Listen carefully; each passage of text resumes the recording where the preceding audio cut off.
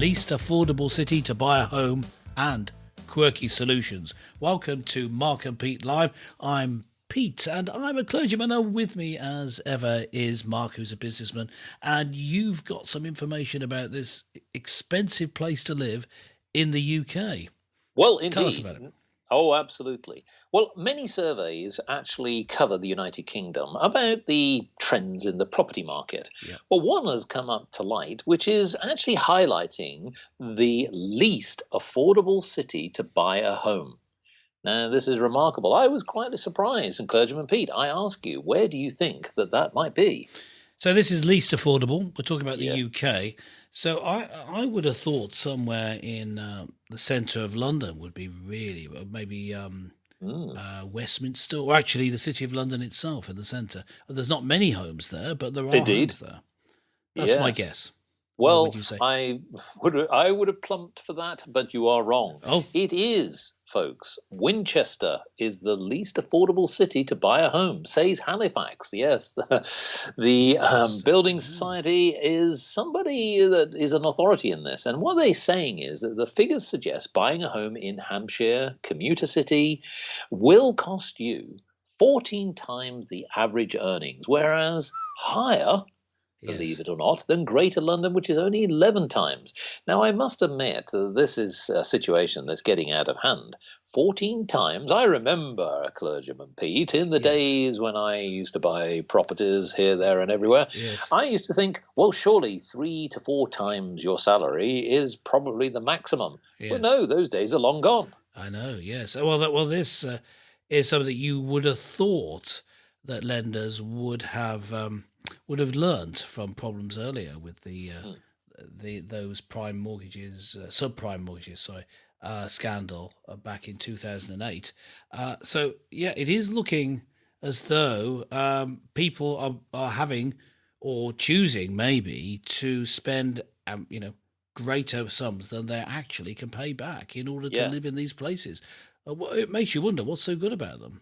Well, indeed. And what's interesting is that the managing director of Halifax, who is a chap called Russell Galley, he said house prices have generally continued to outstrip wage growth. Oh, my goodness. Understatement of the year, I'd say. Yes. But what do we do about it? I mean, there are people out there who really are struggling to get on the property market. Well, I have a solution here, folks. Okay. And here it is. Of course, it's in the best possible way, which is a little poem. A new wave of housing. Bricks and mortar are getting shorter, and there's no land to expand. With no supporter in every quarter, we must meet demand. So cut the trees and chop the woods, and go somewhere free. Build a boat filled with lots of goods, and live in the sea. Why not? We're an island. That's the solution, yes. Well, yes. I can't see this getting any better because, you see, one feature about how inflation is reported and how inflation is controlled is that inflation measures aren't based on the housing market, are they? They're separate. So what you can end up with housing, prices of houses and other property shooting up, and then it's not reflected in the wages. So yeah, it's going to get worse and worse. Well, my little poem suggestion was not ridiculous, and here is the evidence. It sounded because ridiculous. Many people have started to say, "What do we do?" Okay, so the traditional bricks and mortars may be getting a little bit expensive.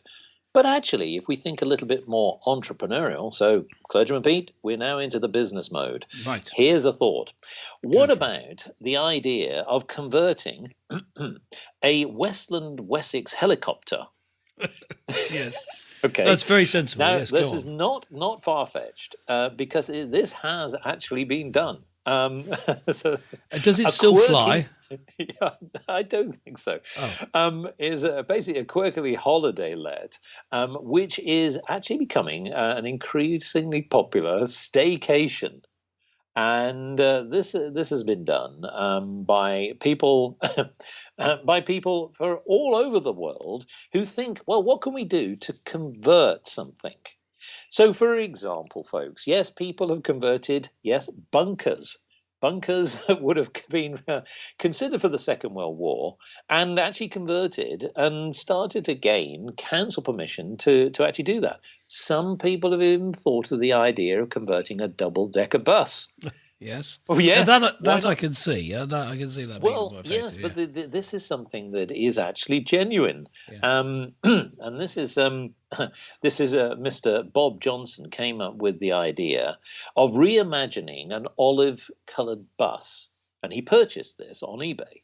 But the idea is that you could actually make it a residential building.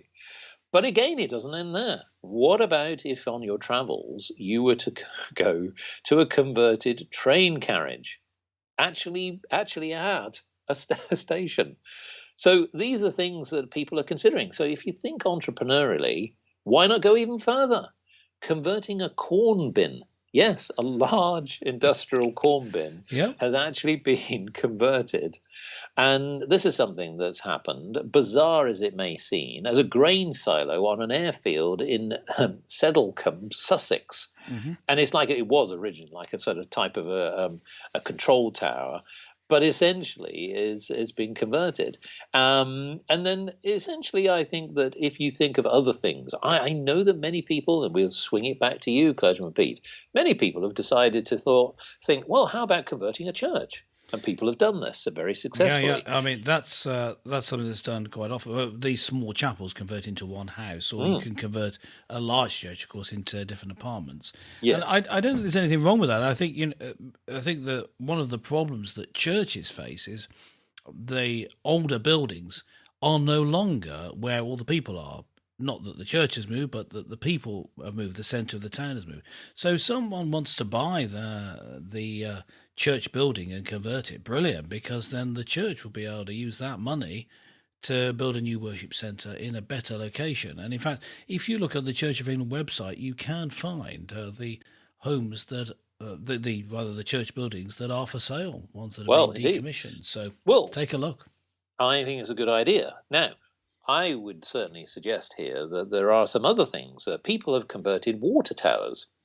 And as challenging as that is from an engineering perspective, you always need a water supply in a house, so that's brilliant. Well, indeed. It's been done in London and in many other parts of the country. So if you think about it, our listeners who've been looking around the landscape, thinking, well, I wonder what we could do. We've seen barn conversions take place, cow sheds turning into some rather expensive, luxurious accommodation. Oh, this is something that really gets people thinking. So if you think about the housing shortage, maybe this is a good idea. So I wonder, Clergyman Pete, what would you do if you could think of some ideas of what could you convert? Maybe your car. You could live in your car. Maybe actually bolt lots of cars together and actually sort of live in a vehicle, and a large vehicle. Yes. Well, I mean, in terms of unusual things. I suppose a car isn't that unusual, but you could always do that. I mean, I have a camper van that could that'd be very easy to convert. Containers can be converted. Containers have been used indeed, very, very successfully. Yes. But other interesting things, you see lots of abandoned machinery. You referred to a helicopter, but some of the large construction sites seem to have things just abandoned on them. If they run out of money, there you've got something like a big crane. You know, the part on the crane where the man sits at his controls and moves it around. That could easily be a nice apartment, and you could leave it high up on the crane, so you'd be well up in the air, and you could have deliveries because you just send the hook down to get your deliveries when the milkman comes in the morning.